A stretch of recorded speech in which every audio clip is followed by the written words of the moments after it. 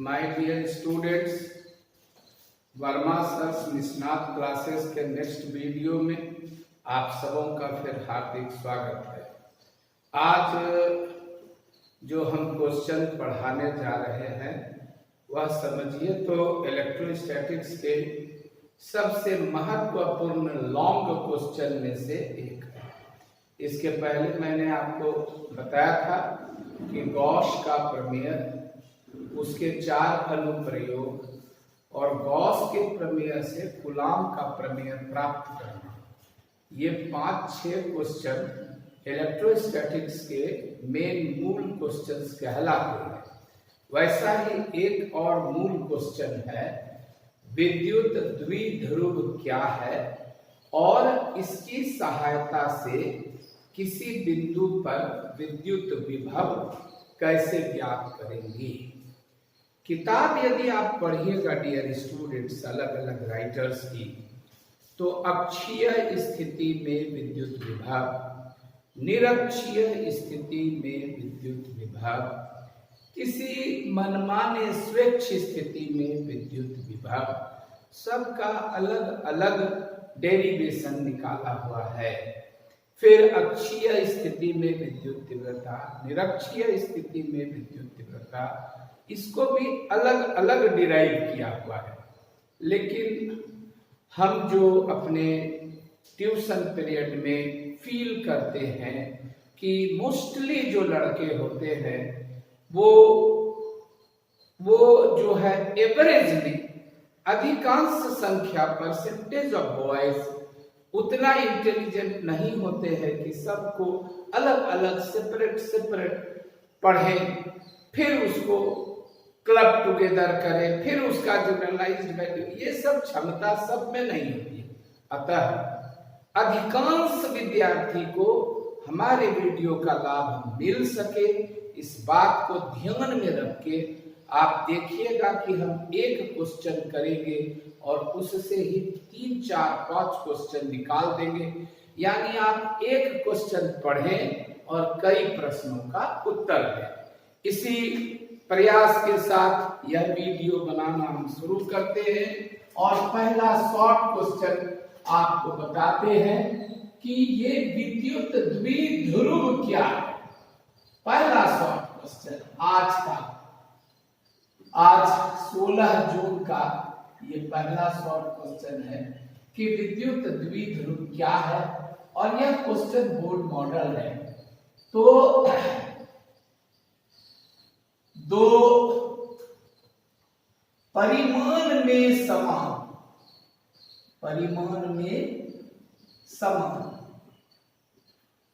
विजातीय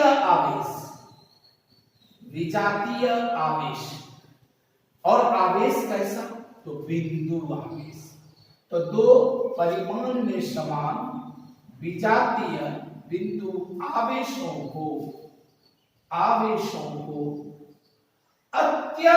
दूरी, अत्यल्प, यहां तक कि अत्यल्प शब्द का माने समझिए कि जितना कम से कम दूरी संभव हो सके, दो परिमाण में समान विजातीय बिंदु आवेशों को अत्यल्प दूरी पर व्यवस्थित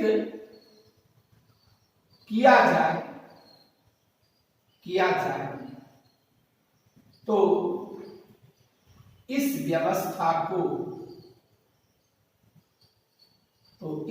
व्यवस्था को विद्युत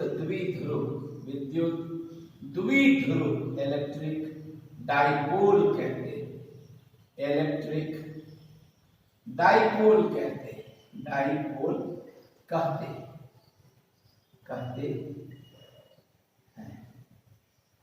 ठीक,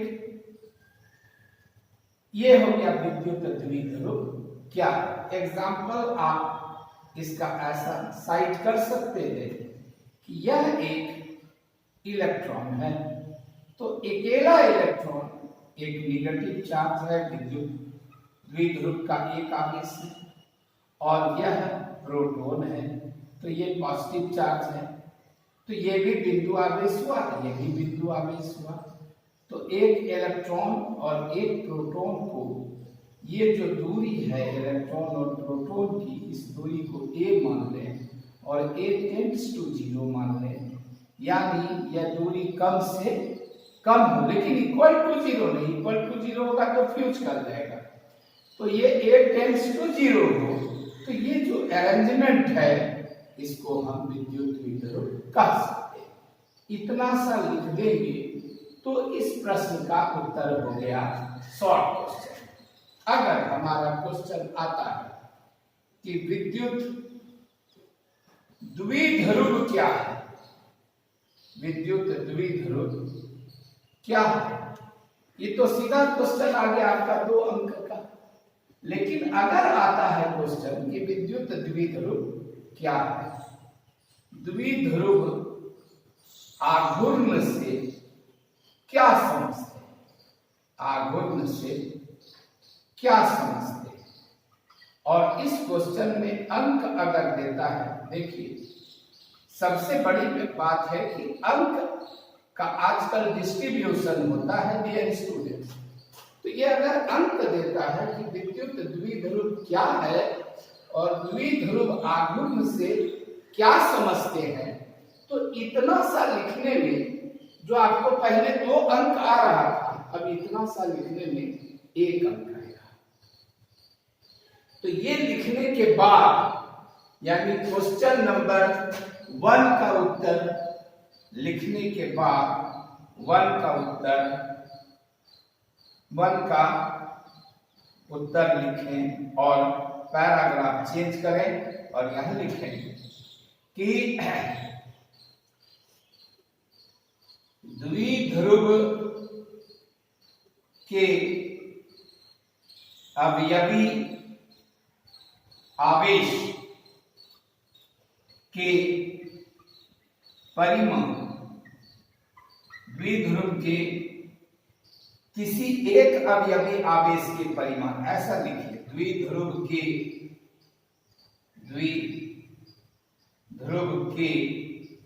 एक अवयवी आवेश के परिमाण और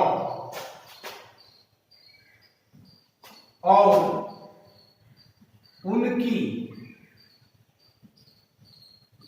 बीच की दूरी का गुणनफल द्विध्रुव आघूर्ण कहलाता है। द्विध्रुव आघूर्ण यानी डाइपोल मोमेंट कहलाता है, द्विध्रुव आघूर्ण कहलाता है। अब आप यहां पर एक आर्बिट्ररी आवेश मान लीजिए -q, एक ये आवेश मान लीजिए q, इसकी दूरी को मान लीजिए 12। प्राय सभी किताब यही मानते हैं, क्योंकि इसका सेंटर बिंदु L इधर हो जाएगा, L इधर, आगे कैलकुलेट करने में सुविधा होगी। A भी आप मान सकते हैं, जैसे आपने यहाँ A माना तो लंबाई को A भी मान सकते हैं, 12 भी मान सकते हैं। तो द्विध्रुव आघूर्ण जिसका संकेत P होता है, यह बराबर होता है Q इंटू L। ठीक, अब थोड़ा इसके बारे में जानें कि यह सदिश राशि है, द्विध्रुव आघूर्ण एक सदिश राशि है, ये इंपॉर्टेंट है जाने। और यह भी जाने कि इसकी दिशा हमेशा ऋण आवेश, क्योंकि जब विजातीय आवेश है तो एक को तो ऋण होना ही है, ऋण आवेश से धन आवेश की ओर, ऋण आवेश से धन आवेश की ओर होती है। तो यहां अगर चित्र में इसको A मान लें और इसको B मान लें, तो वेक्टर P की दिशा, वेक्टर AB की दिशा होगी, वेक्टर AB की दिशा होगी। ठीक, और तीसरा most important point, very very important point, इसका एसआई मात्रक, एसआई मात्रक।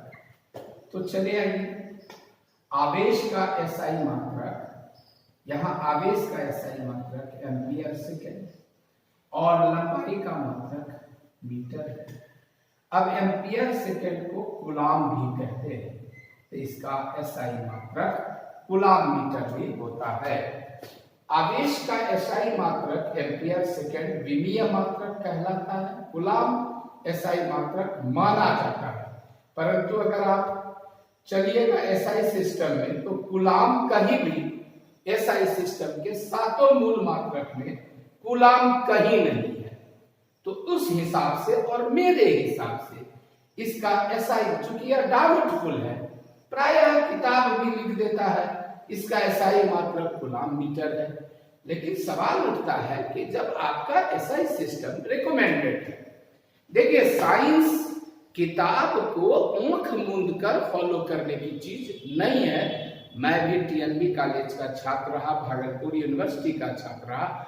मैं हमेशा अपने गुरुदेव से यही सीखता रहा कि किताब एक गाइड बुक है, अच्छी चीज है, अच्छी बात है, लेकिन जहां तुम भी एमएससी कर रहे हो, तुम्हारा अपना क्वालिफिकेशन है, तुम खुद सोचो क्या कूलाम किसी एसआई मात्रक में कहीं भी शामिल है? कहीं शामिल नहीं है। एसआई के जो सातों मूल मात्रक हैं वहां तो एम्पियर है, सेकेंड है, मीटर है। तो ये लेकिन मानते हैं, वैज्ञानिक मानते हैं कि आवेश का एसआई मात्रक कूलाम है। तो इसलिए जब कभी भी लिखो तो ऐसा लिख दोगे तो तुम्हारा स्किल बच जाएगा कि इसका एसआई मात्रक एम्पियर मीटर सेकेंड या कूलाम मीटर या ampere second metre coulomb metre है। ठीक है, एक चीज यहां नोट, इसका एक छोटा, एक बहुत छोटा, बहुत बहुत छोटा, बहुत बहुत शब्द लिख दो तो अच्छा है। इसका एक बहुत बहुत छोटा व्यवहारिक मात्रक, क्योंकि इसमें सब चार्ज वगैरह बहुत बहुत कम होता है, व्यवहारिक मात्रक, इसका एक बहुत बहुत छोटा व्यवहारिक मात्रक डिबाइड होता है, डिबाइड होता है, डिबाइड होता है। इसको डी से सूचित करते हैं, डी होता है, डिबाइड होता है। और आपको जानना चाहिए कि एक कूलाम मीटर बराबर, ये सी बड़ी है, एक कूलाम मीटर बराबर 3 गुना 10 पर पावर 29 डिवाइड होता है। एक चीज आप गौर करें कि डी संकेत डायोप्टर का भी होता है, लेंस की क्षमता का भी, ऑप्टिक्स में हम बताए हैं। तो यहाँ कंफ्यूज ना हो, इलेक्ट्रोस्टैटिक्स में डी का मान डिवाइड होता है और एक कूलाम मीटर इतना डिवाइड होता है, और एक डिवाइड जो होता है, एक डिवाइड बराबर होता है 1/3 गुना 10 पर पावर -29 कूलाम मीटर। हम दोनों इसलिए लिख दिए हैं ताकि ऑब्जेक्टिव टाइप क्वेश्चन में जब ये आए तो आपको हल करने में दिक्कत नहीं। अब देखिए न्यूमेरिकल क्वेश्चन, -3.2 गुना 10 पर पावर -19 कूलाम और +3.2 गुना 10 पर पावर -19 कूलाम। इसके जगह ऐसा भी लिख सकता है -2e और +2e, ऐसा भी लिख सकता है। आपको ये चीज नहीं देकर अगर न्यूमेरिकल क्वेश्चन में ये चीज दे दिया तो आपको जानना चाहिए कि इलेक्ट्रॉनिक चार्ज जो होता है, चूंकि इलेक्ट्रॉनिक चार्ज का जो मॉड होता है वो 1.6 गुना 10 पर पावर -19 कूलाम होता है। तो आप अगर 2 से गुना करेंगे तो 16 गुनी 32, तो यही चीज आ गई। तो न्यूमेरिकल क्वेश्चन इस तरह दे या उस तरह दे, इतना और इतना कूलाम हवा में हवा में 2 माइक्रोमीटर पर रखे हैं। क्या यह व्यवस्था द्विध्रुव है? द्विध्रुव है, एक क्वेश्चन हो गया। इसकी अर्ध लंबाई बताओ, दूसरा क्वेश्चन हो गया। द्विध्रुव आघूर्ण निकाल, तीसरा क्वेश्चन हो गया। तो एक न्यूमेरिकल क्वेश्चन में 3 न्यूमेरिकल क्वेश्चन। चलो ये है। अब देखिए हम इसका सॉल्यूशन करते हैं।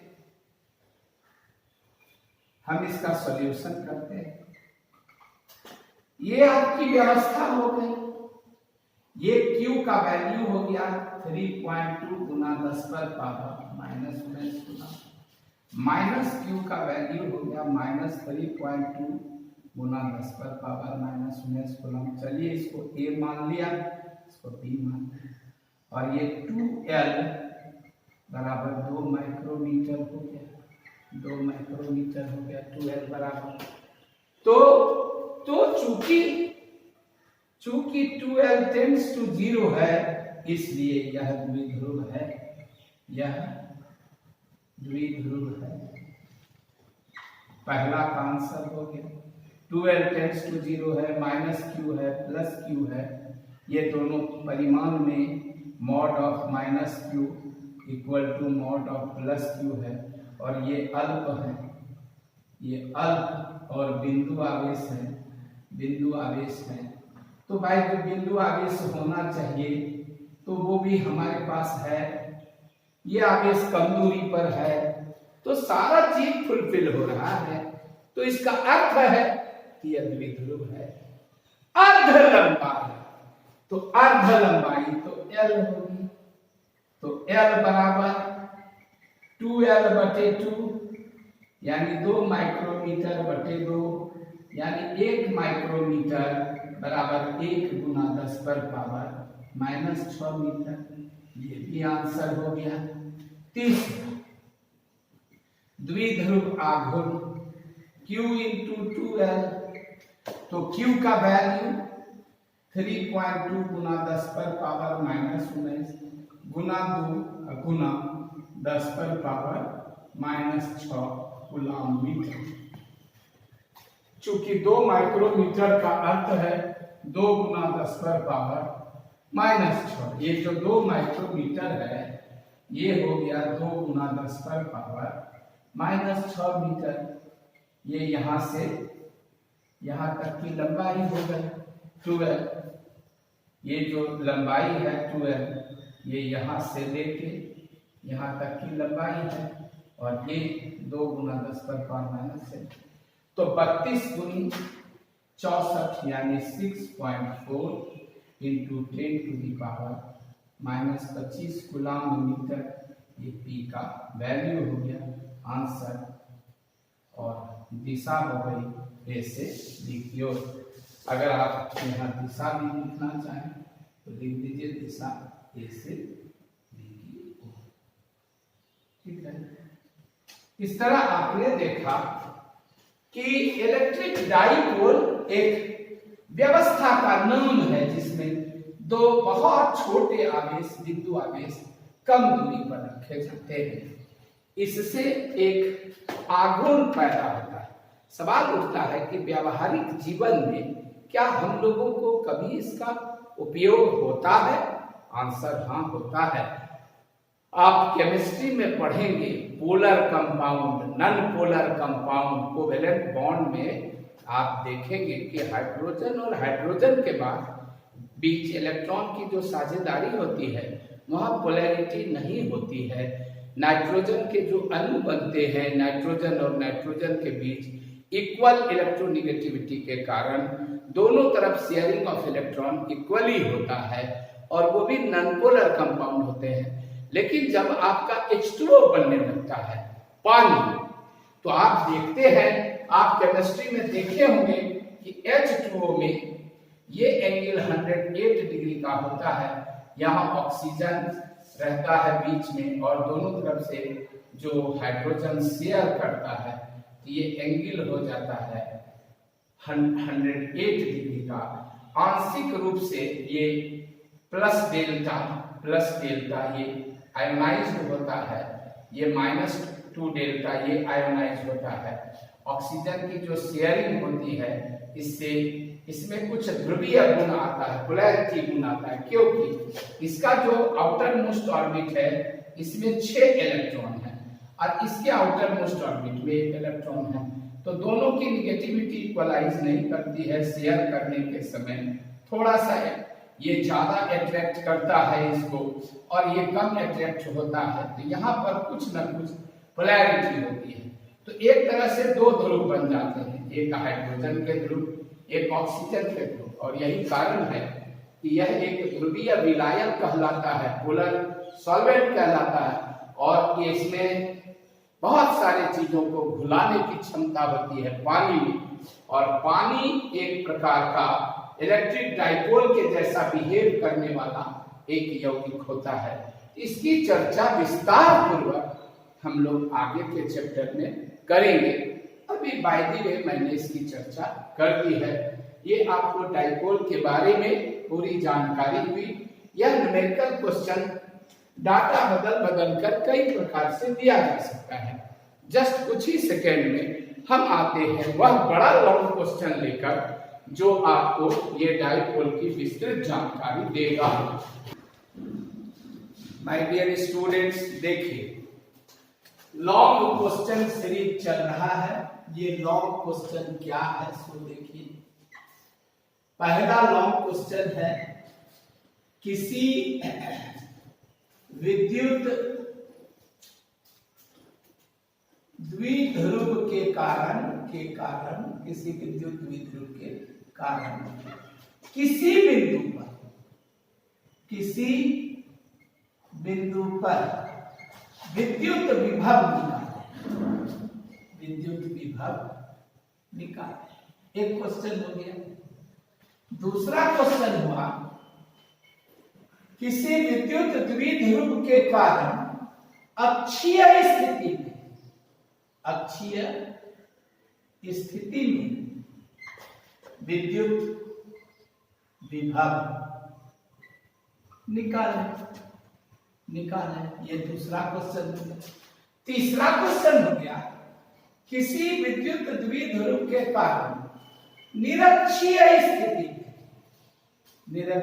स्थिति में विद्युत विभव निकालें। किताब में सबको अलग अलग करके दिया है। चौथा क्वेश्चन मान लीजिए ऐसा प्रूफ किया, क्या होता है जब कोई बिंदु अक्षीय से निरक्षीय या निरक्षीय से अक्षीय स्थिति में एक विद्युत द्विध्रुव के सापेक्ष भ्रमण करता है। क्या होता है जब कोई बिंदु अक्षीय से निरक्षीय या निरक्षीय से अक्षीय स्थिति में एक विद्युत द्विध्रुव के सापेक्ष भ्रमण करता है? विभव के पदों में समझाएं। अब आप देखिए ना कि इस प्रश्न को हम नहीं मिटाएंगे। ये तो 3 क्वेश्चन हुआ, 4 क्वेश्चन फिर पढ़ाएंगे। खाली हम विभव के जगह तीव्रता शब्द दे देंगे और 4 क्वेश्चन फिर हम आपको पढ़ाएंगे कि क्या होता है जब ऐसा होता है। तो एक क्वेश्चन पढ़िए और 3 क्वेश्चन का आंसर जानिए। देखिए क्या है। ये विद्युत द्विध्रुव हो गया, आप अभी तुरंत देखें, ये विद्युत द्विध्रुव हो गया, ये इसका मध्य बिंदु हो गया। कोई स्थिति है, ये कोई स्थिति हो गई, आर दूरी हो गई, ये पी बिंदु हो गया, और यहाँ पर हमको पूछा गया है विद्युत विभव क्या है।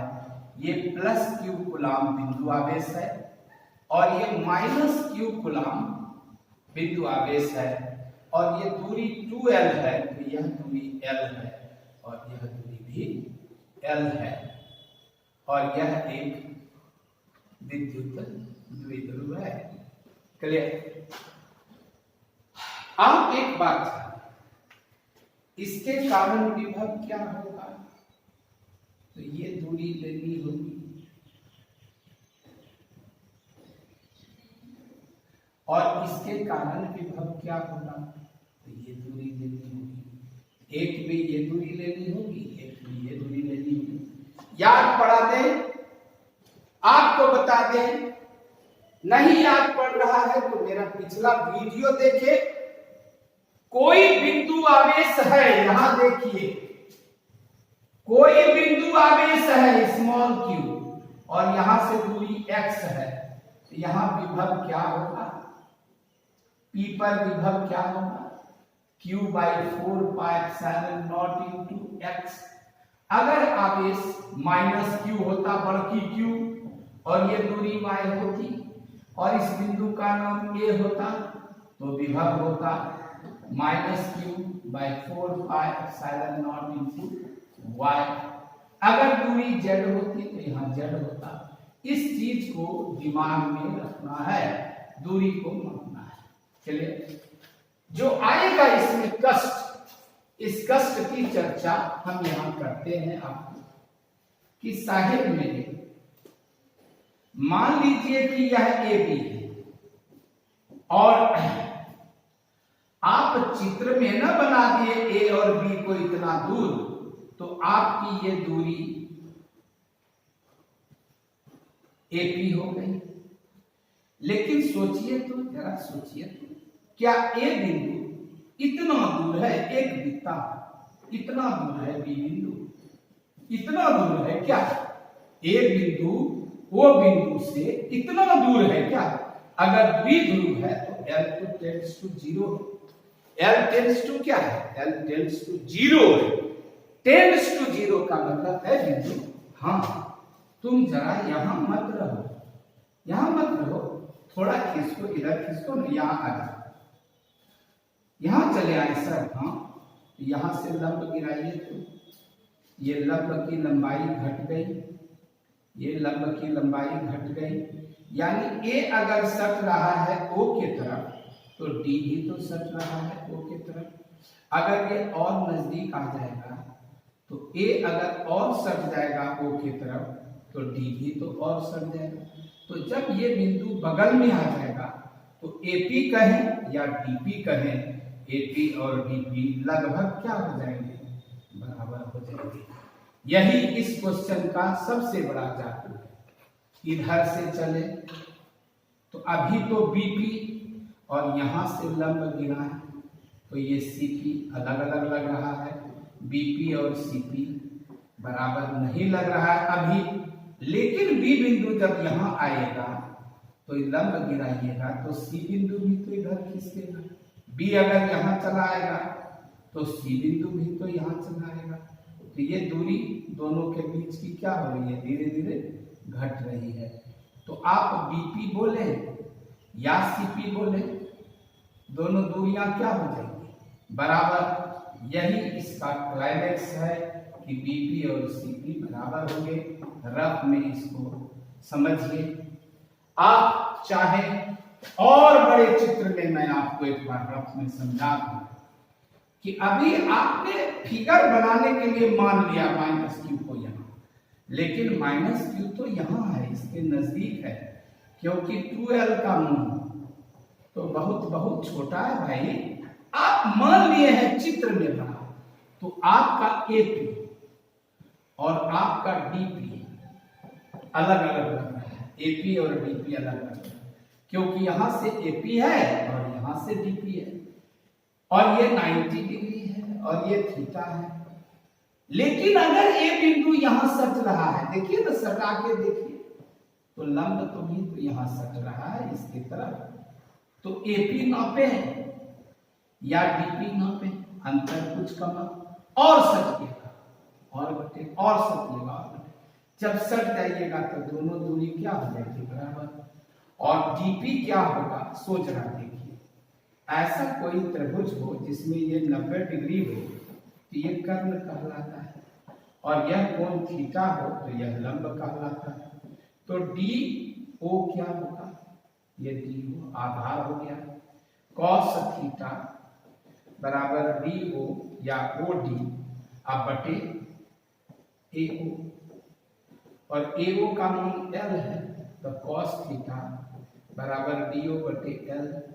तो डी ओ या ओ डी जो कहे ये क्या हो जाएगा, एल कॉस थीटा। तो आप देखिएगा डी ओ या ओ डी के जगह पर हम एल कॉस थीटा लिखेंगे। फिर इसी तरह इधर से जब हम चलेंगे तो अभी बीपी और सीपी अलग अलग है, क्योंकि बीपी अलग है, सीपी अलग है। ये 90 डिग्री है और यह कोण थीटा है, तो ये तो कर्ण हो गया। आप जानिए कि 90 डिग्री के सामने जो भुजा पड़ती है वह कर्ण कहलाती है। डियर स्टूडेंट, 90 डिग्री के सामने की भुजा कर्ण कहलाती है।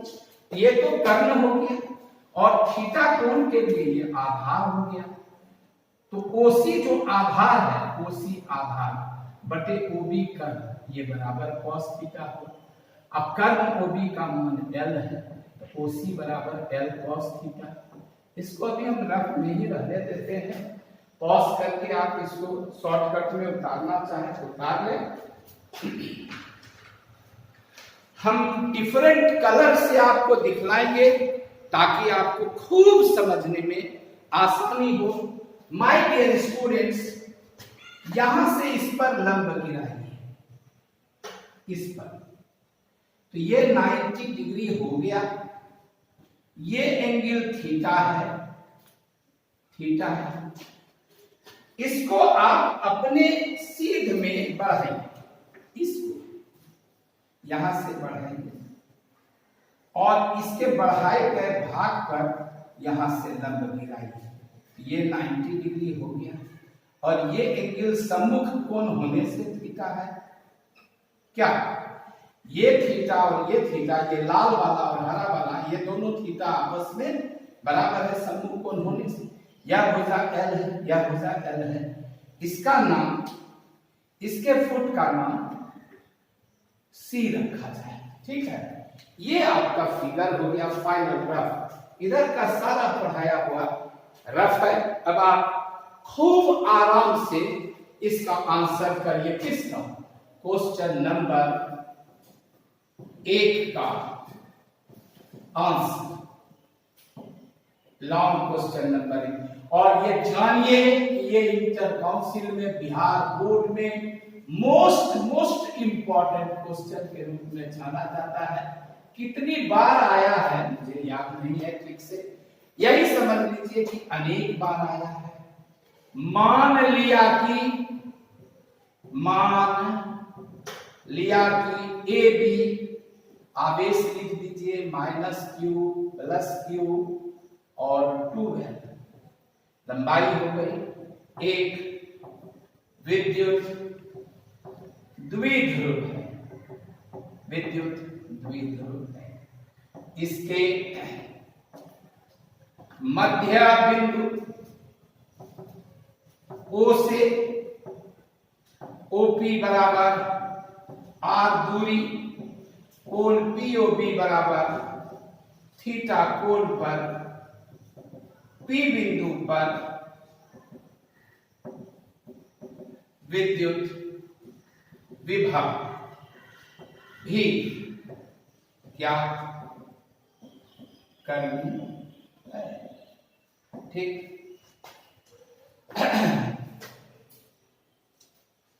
P पर विद्युत विभव भी बराबर A पर -q कूलम बिंदु आवेश के कारण P पर विद्युत विभव प्लस B पर प्लस Q कूलम्ब बिंदु आवेश के कारण P पर विद्युत विभव। तो V बराबर, आपको हम बिंदु आवेश के कारण विद्युत विभव यहां दिखला रहे हैं।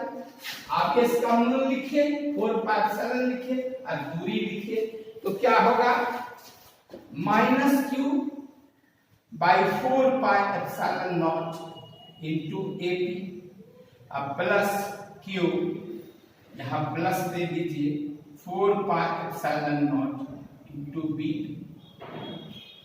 यह दूरी BP है और यह दूरी AP है। ये प्लस लिखना कोई जरूरी नहीं है, यहां लिख दीजिए हवा में एप्सिलॉन r बराबर 1। अब देखिए तो क्या q by 4πε0 कॉमन हो गया, 1 by Vp प्लस वाले को पहले ले आए और -1 by AP, यहां तक आइए। अब यहीं से शुरू होगा कि ये जो AP है ये लगभग DP के बराबर है। क्यों बराबर है DP के? क्योंकि ये बिंदु और ये बिंदु नजदीक आ रहे हैं। यह जब इसमें सट रहा है, यह भी सट रहा है, तो वहां भी तुरंत समझाए कि अभी देखिए कलर चेंज करके समझिए, ये अभी DP है और ये AP है, लेकिन जब ये यहां आ जाएगा तो AP ये रहेगा और DP ये रहेगा। फिर और नजदीक आएगा तो A और D धीरे धीरे क्या होते जाएंगे, सटते जाएंगे। तो एक समय ऐसा आएगा कि AP बोले या DP बोले, दोनों एक ही हो जाएगा। यही इस क्वेश्चन का क्लाइमेक्स है कि AP और DP दोनों एक होते हैं। हम अलग से फिर आपको एक रफ में चित्र बनाकर हम आपको दिखा देंगे कि AP और DP दोनों एक ही होते हैं। तो आइए यहां से हम लोग आगे चलते हैं, यहां पर से हम लोग आगे चलते हैं। तो V बराबर क्या होगा माय डियर स्टूडेंट्स? V बराबर क्या होगा? V बराबर होगा Q by 4πε0 1 by BP के जगह लिखेंगे CP और -1 by AP के जगह लिखेंगे DP, और यहां बगल में लिख देंगे चूंकि विद्युत द्विध्रुव के लिए, और वहां ट्यूशन पढ़ाना कोई जरूरी नहीं है, AP लगभग बराबर DP और BP लगभग बराबर CP। तो V बराबर Q by 4πε0, CP का मान OP माइनस OC और DP का मान OP प्लस OD। ठीक, अब देखिए चूंकि OP बराबर तो R है, और एक चित्र बना लीजिए यहां अपना समझने के लिए। यहां C है, ये थीटा है, ये 90 डिग्री है, ये L है। ठीक, तो cos थीटा बराबर आधार OC बटे OB बराबर OC बटे L, इसलिए OC बराबर L cos थीटा। ये आप अपने लिए समझने के लिए इसको रखिए, परीक्षा में वहां ट्यूशन मत पढ़ाने लगिए। नीचे वाला त्रिभुज बनाइए। ये कौन वाला त्रिभुज हो गया विद्यार्थी? ये हो गया रेड कलर वाला त्रिभुज। ठीक है, नीचे का हरा कलर वाला त्रिभुज बनाइए। ये वाला त्रिभुज, ये वाला त्रिभुज, ये वाला त्रिभुज बनाइए, और यह कोण थीटा है या O है या D है या L है या A, तो कॉस थीटा ये 90 डिग्री है, तो ये कर्ण हो गया।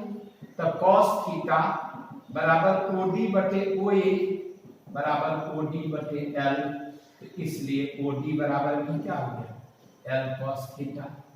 और यह चीज आप अपने लिए भी रख लीजिए कि जब आप यहां पर है बी, ठीक है, और यहां है ओ,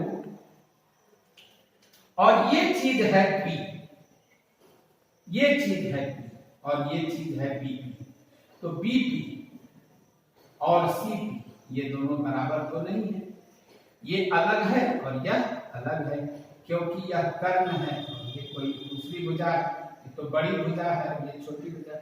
कब, जब बी बिंदु बहुत दूर है, लेकिन द्विध्रुव के लिए L टेंड्स टू 0, यानी ए बी बिंदु तुम इधर घसको, तो जब बी इधर घसकेगा तो सी भी तो इधर घसकेगा, फिर बी और इधर किसको भाई सटो इसमें, तो सी भी इधर सटेगा। तो बी और सी एक समय ऐसा आएगा जब बी और सी एक ही बिंदु हो जाएंगे, दोनों सट जाएंगे बिल्कुल द्विध्रुव के लिए। जब L टेंड्स टू 0 हो जाएगा तो सट जाएगा, तो बीपी बराबर सीपी हो जाएगा, इसलिए हमने यहां लिखा बीपी लगभग बराबर सीपी। और डीपी का मान यहां देख ही रहे हैं कि डीपी का मान क्या है, ओसी का मान क्या है, ओडी का मान क्या है, सब देख ही रहे हैं। तो चलिए अब यहां मान बैठाइए, तो V बराबर Q by 4 pi epsilon not, OP का मान R, OC का मान L cos थीटा, अब माइनस 1 बाई R और OD का मान L cos थीटा। और आप यहाँ लिख दीजिए समकोण त्रिभुज OCB एंड समकोण त्रिभुज ODA में। बस वहां ट्यूशन पढ़ने का जरूरत नहीं है। अब आपका हो गया, क्या हो गया, तो देखिए V बराबर Q by 4 pi epsilon not, ये आपका लघुत्तम हो गया R minus L cos theta into R plus L cos theta, और ये कट गया, ये बच गया, तो यहां दे दीजिए R plus L cos theta minus, इस बार ये और ये कैंसल हो गया, यहां दे दीजिए R minus L cos theta. अब आप खुद देखिए, आंख से देखिए, ये प्लस R है और ये माइनस R है, ब्रैकेट तोड़िएगा माइनस R होगा, ये कैंसल हो गया, ये माइनस माइनस प्लस हो गया, तो L cos थीटा अब minus minus L cos theta 2L cos theta हो गया। अब बाई 4 पाई एप्सिलॉन नॉट नीचे हो गया R square minus L square cos square theta. आप पूछिएगा कहां से, तो चूंकि A minus B into A plus B बराबर आप पढ़ कर आए हैं A square minus B square, तो उस हिसाब से R minus L cos theta into R plus L cos theta, तो R square minus L square, परंतु Q इंटू 2L बराबर तो P होता है, क्लियर। इसलिए V बराबर P cos थीटा बटे 4 pi epsilon not R square minus L square cos square theta. अब यहां पर एक मैथमेटिक्स देखिए, L का मान बहुत बहुत कम है। L का मान क्या है, क्या है विद्यार्थी, L का मान बहुत बहुत कम है। जैसे L का मान लीजिए 1/4 तो कम है, तो L स्क्वायर का मान तो 1/16 हो जाएगा और कम हो जाएगा। मान लीजिए L का मान 1/100 है, बहुत कम है, तो L स्क्वायर का मान तो 1/10,000 हो जाएगा और कम होगा। अब cos थीटा का मान भी 1 से बड़ा कभी होता ही नहीं है, -1 से छोटा कभी होता ही नहीं है, बहुत बार बता चुके हैं क्यों। तो इसका स्क्वायर भी तो 1 से बड़ा कभी नहीं होगा। तो ये जो चीज है L square cos square theta, इसमें L भी छोटा है कॉस भी छोटा है, वर्ग है तो बहुत छोटा है, चूंकि L square cos square theta less less less less less than R square, इसलिए L square cos square theta को आर नगण्य मानने पर, आर स्क्वायर की तुलना में नगण्य मानने पर, खाली नगण्य मानने में, इसके तुलना में नगण्य मानने पर, तो जब ये नगण्य हो गया तो जाइए भाई आप जाइए गाड़ी पकड़ के, और फाइनल रिजल्ट हो गया v बराबर p cos theta by 4 pi epsilon not into r square. यही विद्युत विभव है, या यही विद्युत विभव का व्यंजक है। ठीक है, अब मैथमेटिकली इसको सही करने के लिए यहां पर this implies that, this implies that, this implies that, this implies that, this implies that, this implies that, this implies that, this implies that, and finally this is equal to this का sign दे दीजिए। ठीक है, इसको आप question से थोड़ा हटा दीजिए, ये आपका रिजल्ट हो गया। ये तो आपका प्योर रफ हुआ, परीक्षा में ट्यूशन पढ़ाने का कोई जरूरत नहीं है, लेकिन आपके पास रहेगा, मेरे वीडियो में रहेगा, तो आपको ये सब समझने में काफी सुविधा होगी। बहुत बेहतरीन क्वेश्चन है my dear students, just in a moment हम रिटर्न हो रहे हैं। क्वेश्चन नंबर 2 पर आने वाले हैं, 3 पर आने वाले हैं, 4 पर आने वाले हैं, but wait for a moment please. यदि आपको आता है क्वेश्चन नंबर 2, तो यहां तक तो आपको आना है एकदम सेम बाय सेम। अगर आपका आता है क्वेश्चन नंबर 2 का आंसर, तो पहले क्वेश्चन नंबर 1 का आंसर लिखें और v बराबर p cos theta by 4 pi epsilon naught R square, ये जो आपने प्राप्त किया है ये प्राप्त करें। आप पूछेंगे चित्र भी बनाए, हाँ, चित्र भी बनाए, सब चीज करें एकदम हूबहू, और लिखें अक्षीय स्थिति में, अक्षीय स्थिति में यानी end on position, end on position, end on position क्या है? ये जो P बिंदु है जो आपका था यहां था अभी P बिंदु, और एंगल था थीटा। जब आप इंड ऑन पोजीशन में आ रहे हैं, ये P बिंदु रोटेट कर रहा है, और P बिंदु कहां आ जा रहा है? यहां पर। यही हुआ इंड ऑन पोजीशन, यानी इस AB द्विध्रुव के एंड पर आपका P बिंदु है।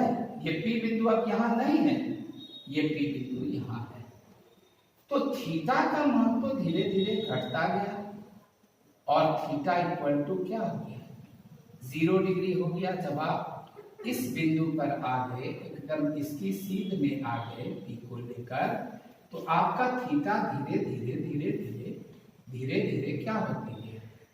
घटते गया, और घटते घटते घटते घटते थीटा बराबर क्या? 0 डिग्री। तो अक्षीय स्थिति में थीटा इक्वल टू 0 डिग्री, इसलिए cos थीटा इक्वल टू 1। समीकरण 1 से भी अक्षीय स्थिति में बराबर हो गया P by 4 pi epsilon naught R square, P by 4 pi epsilon naught into R square. समीकरण नंबर 2, ये आंसर। यानी अगर क्वेश्चन 2 आता है तो क्वेश्चन 1 लिखकर इतना सा जोड़ देंगे, हो जाएगा क्वेश्चन 2। इसके लिए अलग से क्वेश्चन करके हेडेक लेने की क्या आवश्यकता है? इसके लिए अलग से क्वेश्चन करके हेडेक लेने की कोई जरूरत नहीं है। अगर आपका आता है क्वेश्चन नंबर 3 तो फिर क्या करेंगे? इसको दूसरे इंक से कर देते हैं ताकि आपको और सुविधा हो जाए समझने में।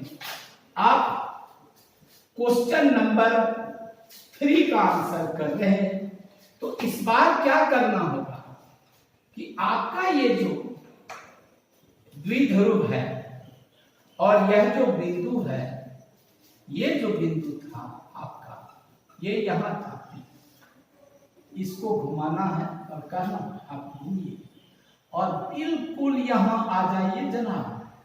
यहां आइए, आप यहां से घूमिए, यहां चलिए, यहां चलिए, यहां आइए। जब कोई बिंदु लंब समद्विभाजक पर होता है, एट परपेंडिकुलर बाइसेक्टर, इधर भी है, यह कोण 90 डिग्री ये हो गया, तो थीटा बराबर क्या हो गया?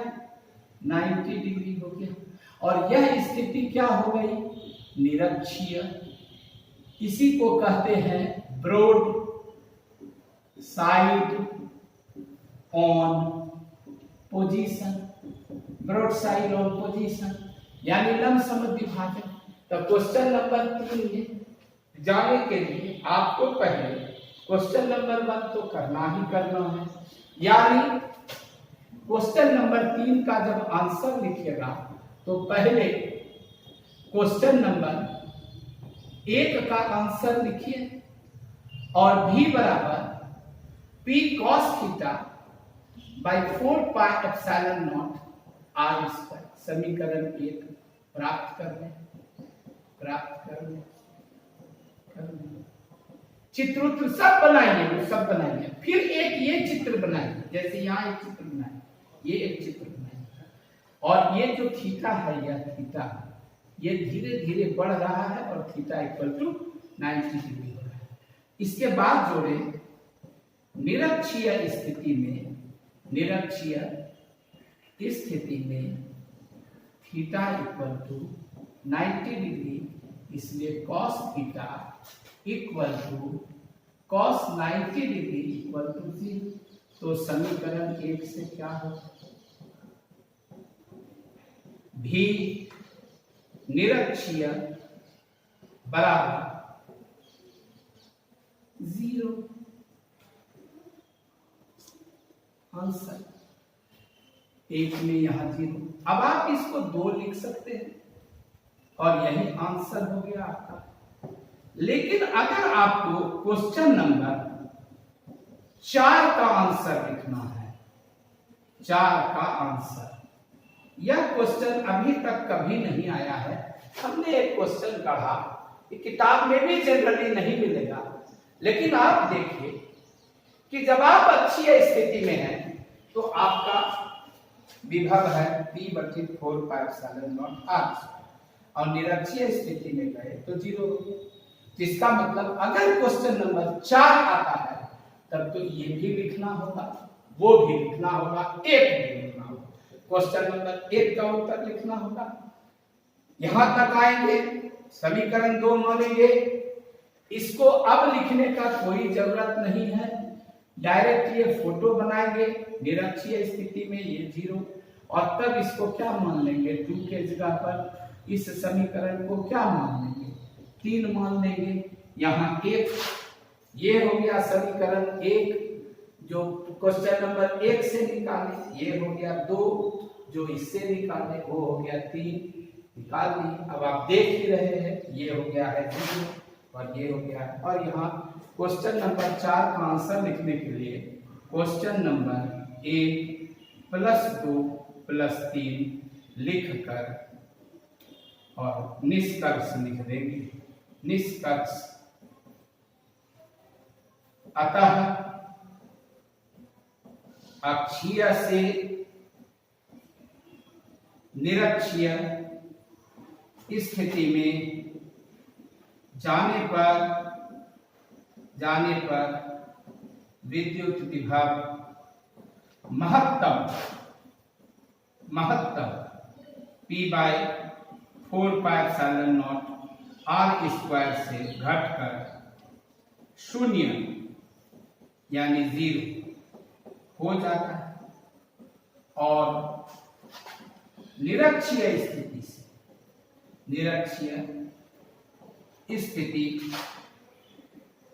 से अक्षीय स्थिति में आने पर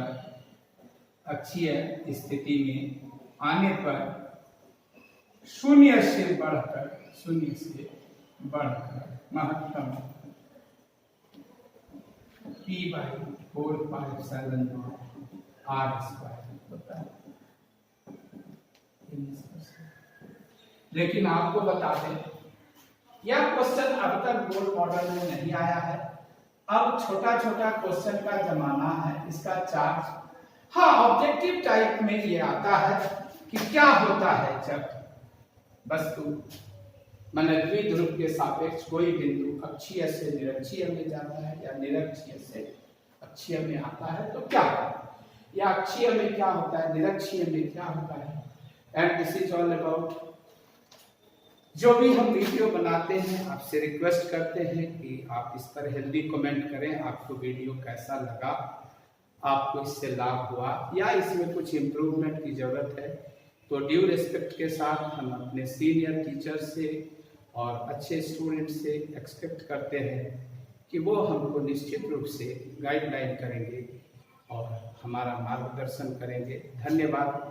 वीडियो लाइक करना न भूलें, सब्सक्राइब करना न भूलें और इसको जन जन तक पहुंचाने में सहयोग करें। Thank you very much.